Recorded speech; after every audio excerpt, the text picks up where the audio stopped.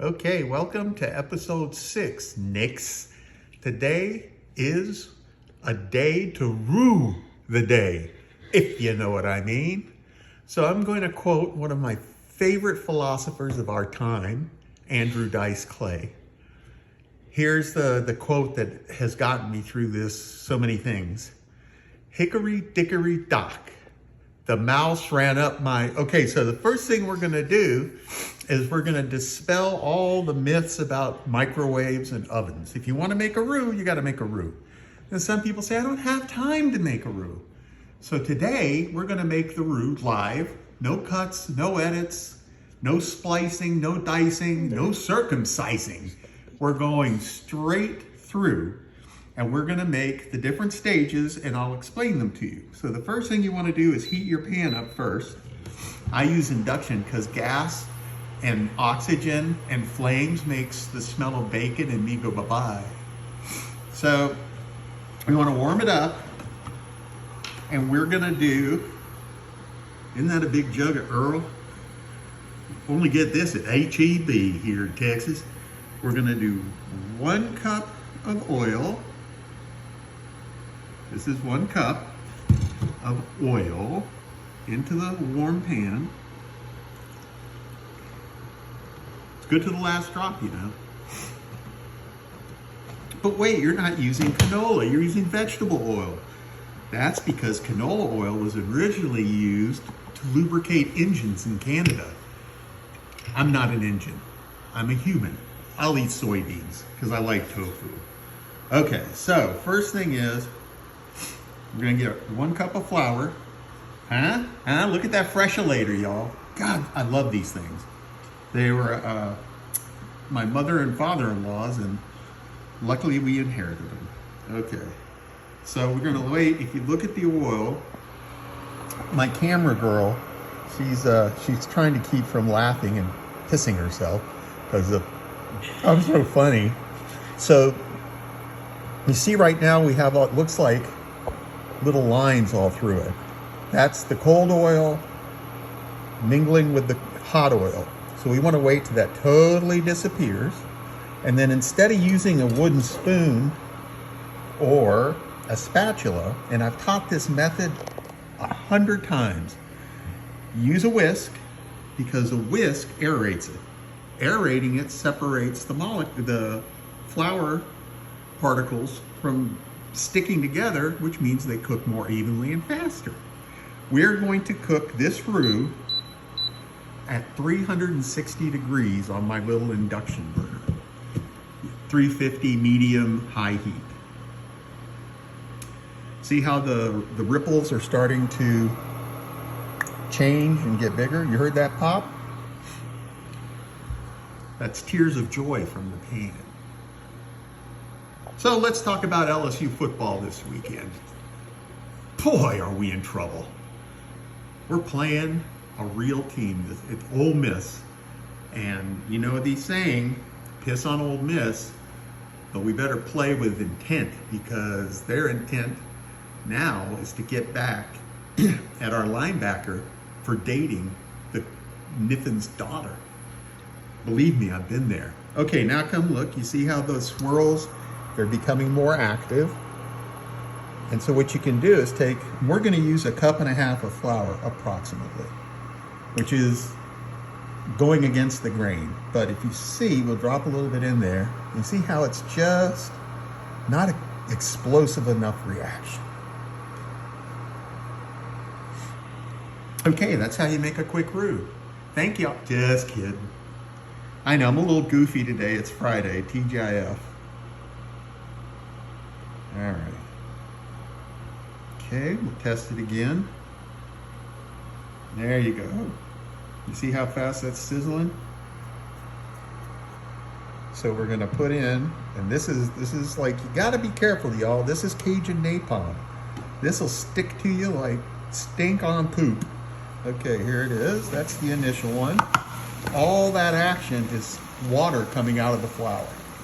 Flour's dry, but it ain't. And then we'll add our other 1/2 cup, or thereabouts. It's not rocket science, it's cooking.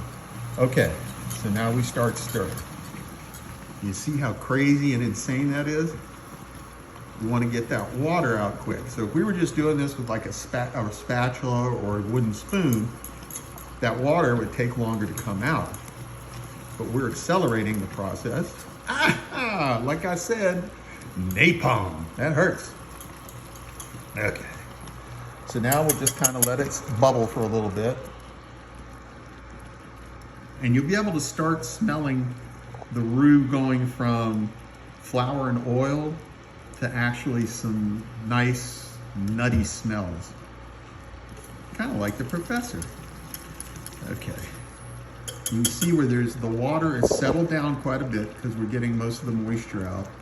This foaming is the rest of the moisture.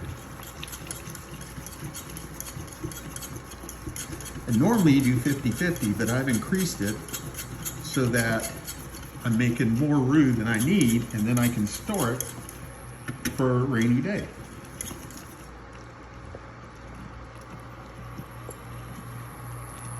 Okay. Now, once it settles almost all the way down, I'm going to cut the heat up to about 420 degrees or 425, which is going to be high heat.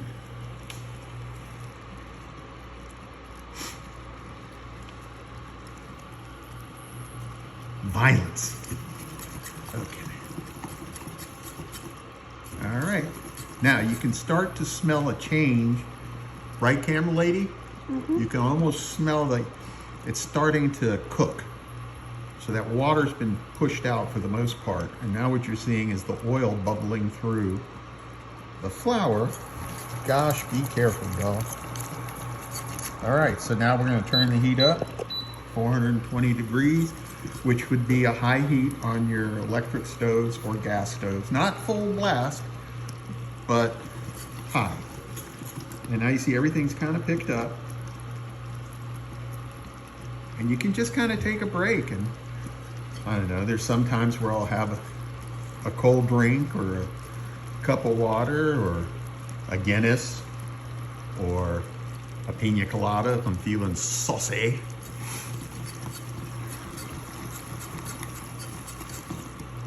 And now you can see, oh man, I wish y'all could smell it. So now the flour is actually starting to cook because we've expelled most of the water. And yeah, it should take about 6 or 7 minutes. 6, 7. That's just to make my daughter laugh out loud. If you have kids, she's 13. If you don't, or grandchildren, whatever, ask them about 6, 7. They'll know. Okay. Now you see the color when we started was a lot more, it was whiter. And now we're kind of at this taupe, is that a word? Color, is that correct? Khaki, we'll call it khaki.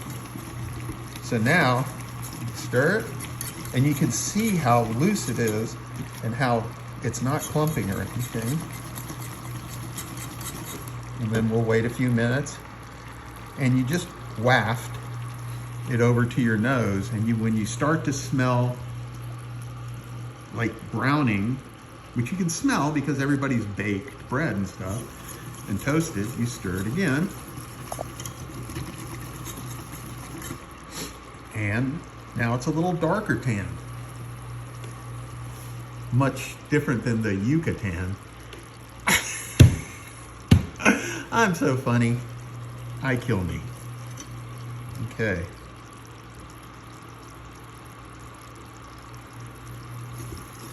All right. Stir because I can smell the toasty. I also got a request on how to make whipped cream. That was from a dear friend of mine from college, and I'm not sure if he's trying to make a funny joke or something. But I'll be happy to show y'all whatever you want to learn how to make next. I've had some suggestions that we start with a roux, and then I show y'all what to do with it. So I will. Okay, this is what I call tahina stage. This is tahina, like tahini to you white people, tahina to us Egyptians and Arabs, and this is the first stage of use. So if you're making like a chicken noodle soup and you want to have some depth to it, this would be the color. This is going to give you more thickening because the darker you make a roux, the less thickening power it has. So you can see now it's gotten a little darker. We'll keep stirring. And we just keep stirring every now and then. You'll smell the difference.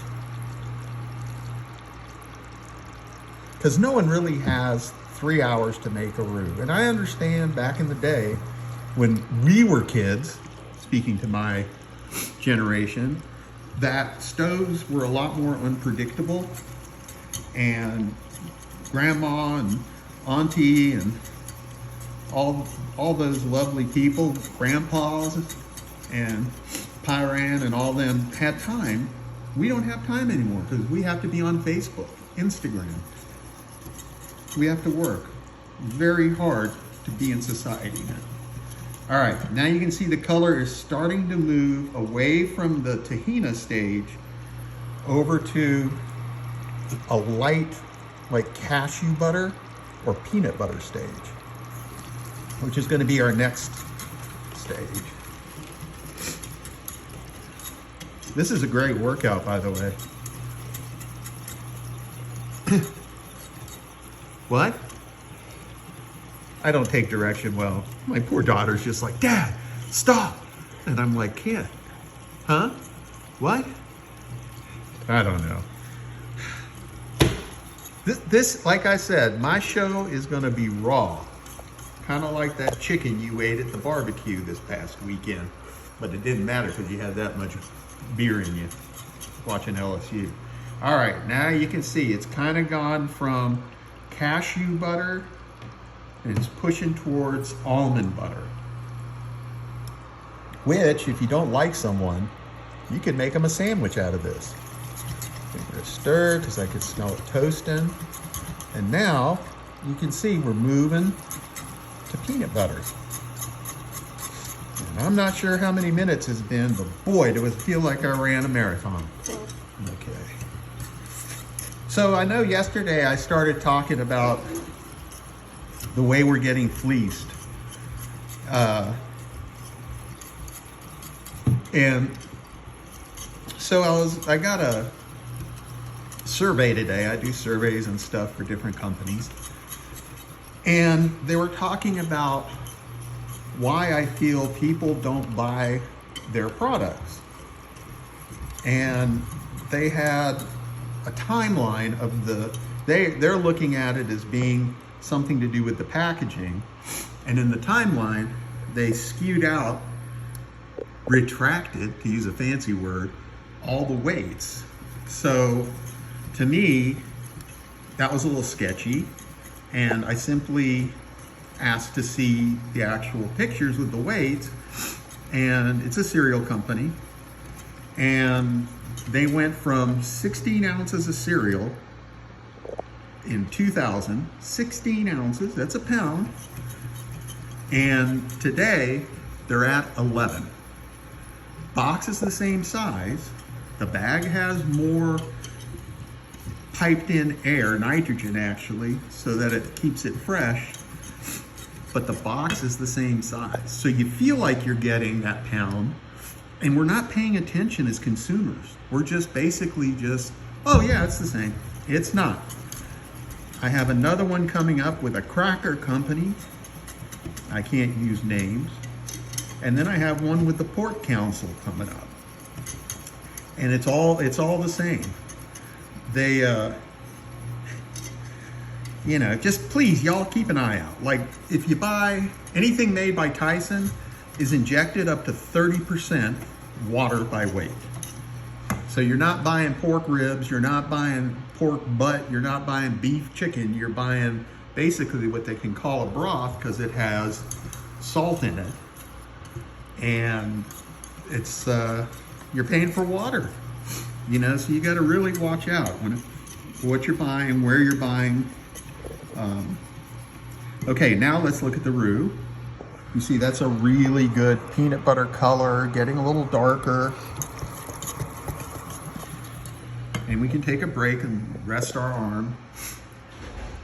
And I touched on candy bars, which touched a couple of nerves, but I don't know, Russell Stover's, Whitman's, those candies in the box, those used to be a lot heavier for the same price. So, you know, once again, it's pay attention, y'all, pay attention. I don't think they're gonna roll it back, but I'm just tired of it.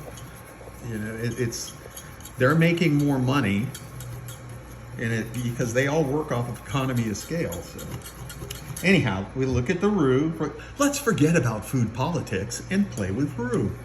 Okay, now's the point where if this gets on you, you'll remember it for about a week.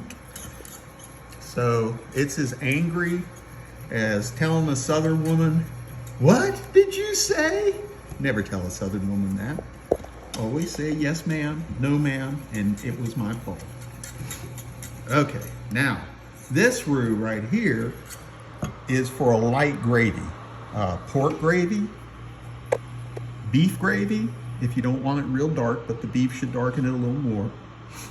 And it's also good for turtle soup. And if you're making like a crazy expensive seafood gumbo with lobster and stuff, you pretty much want to stop here. Remember, when you stop, it's going to darken one shade more. So if you want this considered as a light to dark Roux, I rarely use this color except in gravy and smothering stuff, but not étouffée.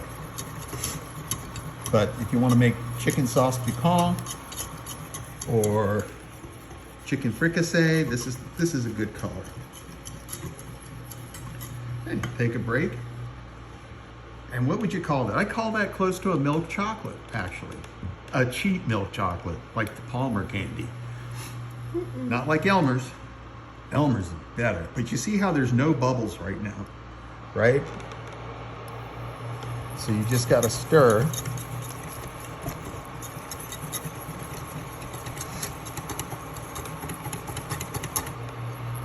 And every time you stir, you give it a second, let everything settle on the bottom, everything sit. But you see how light it is? It's fluffy. That's because we're using a whisk. Now it's gonna stall a little bit here in the next 30 seconds, but it ain't gonna stall for long because we're cooking high. Now, this is what I call a true milk chocolate Roux. Like that looks like milk chocolate. So the next stage, we've gone peanut butter, we've gone tahina, cashew butter, almond butter. Now we've just surpassed light milk chocolate, and I don't know how long we've been doing this, but it ain't been 3 days. 13, 14 minutes maybe? 18. 18 minutes? Sorry, y'all. Well, I'm gonna air the whole thing. And then I'll edit it down so that you guys don't get tired and bored, but okay. But I don't know why somebody, I guess, you know, a lot of people want to know how to make a quick Roux or anything. So there we go. That is the Roux I use. This is a darker chocolate. It's not milk anymore. It's probably right below 40% cacao. And this is where I like to stop when I'm making lighter gumbos, like game gumbo. Duck, venison, goose, pouldu, squirrel.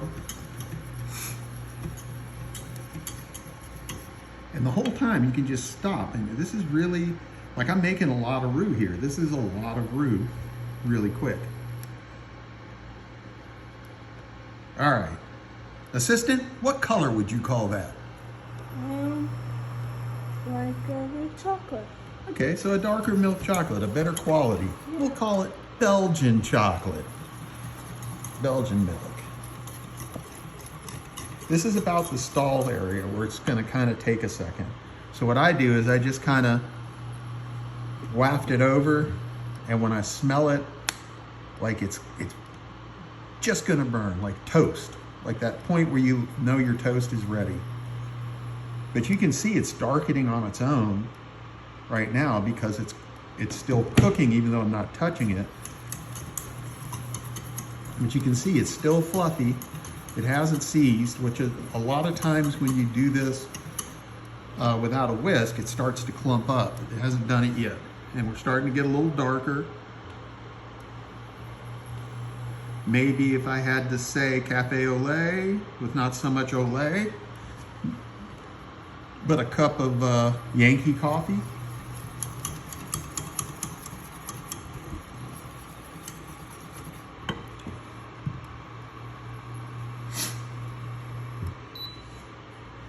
Now I'm pushing it. I'm pushing it. I just jacked it up to medium high, or high, no, high medium? A little higher than medium high. A little, there you go, see, we got some bubbling. Get rid of some of that, still some moisture in there. And then, I wish y'all could smell this. One of my favorite smells in the world. All right, now we're getting into some good territory. Chicken and sausage gumbo. In my opinion, this is getting too dark for fricassee or stuff like that. But if you're making like a good chicken and sausage gumbo, by the time this cools, you're where you need to be. And when I do seafood gumbo, I stop here as well. And if I'm doing like a fattier, like sausage gumbo with the chicken, I go a mite darker. Because that way the taste of the roux complements the taste of the fat from the sausage. Okay, so that's, you can see, I don't know if you can see, but it's smoking. So we've hit the smoke point, the caramelization, the Maillard effect, whatever you want to call it. Chad, this is some crazy good roux. And it doesn't smell like it's burning, it smells like it's just cooking and toasting.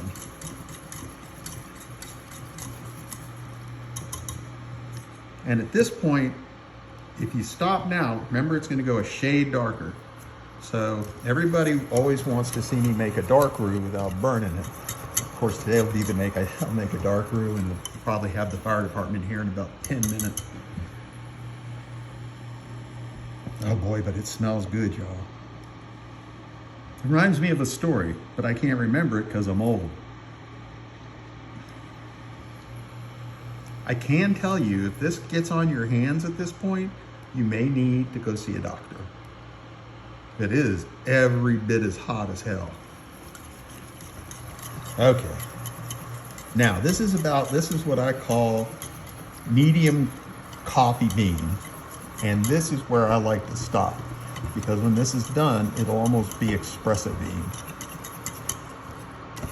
Light medium coffee bean.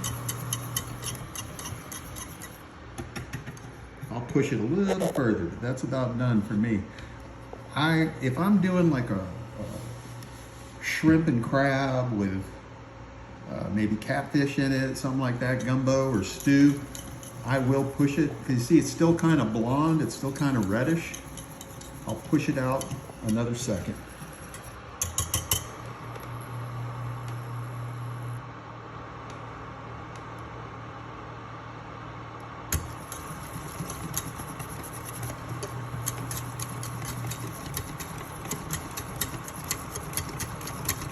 All right, that's about as far as I like to go, y'all. But if you want to push it, push it. Push it. Should I push it? I don't know. What do you think, camera lady? Should I push? She's shy. She's a spitfire, this 13-year-old. She is a wonderful child, but she says I'm a horrible cameraman when I'm doing it myself. She's always complaining, Dad, you've got boogers. Anyhow, I shouldn't have said that, but that's fine. Okay, so this is it. You can see that it still hasn't seized up. This is true to form medium dark chocolate roux. I'm not quite sure why you'd want to push it past this, but if it passes for chocolate pudding, real chocolate pudding, not out of the can, that's about it. All right, so that's it. And we'll give my roux, according to my daughter, 5 big baba boom, because I don't want to get sued. Baba boom, baba boom, baba boom, baba boom, baba boom. Yeah! And we're done. That's it. That's how we do a roux.